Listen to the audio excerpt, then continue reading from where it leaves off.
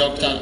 Dennis Mamolea. This will help to ensure that the graduates have relevant skills that are in demand in the job market. It will also help to ensure that the graduates have the skills and the training we require for national development. This is particularly important as we continue to roll out the competence-based curriculum. The responsibility is now on our universities to recruit their staff and upgrade their infrastructure in readiness for the first CPC class in 6 years' time, and that will be the year 2029.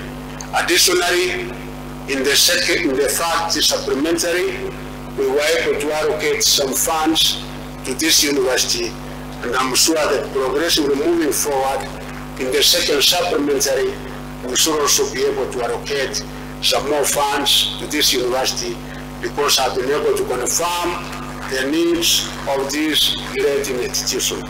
The task is now upon the management of the university to move with speed to ensure that the designs are completed in readiness for the groundbreaking ceremony to be done in the first week of February by His Excellency the President of the Republic of Kenya.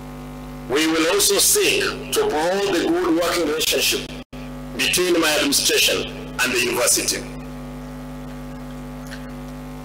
I want to point out that for the graduates, where one of my colleagues, Governor Washigishu,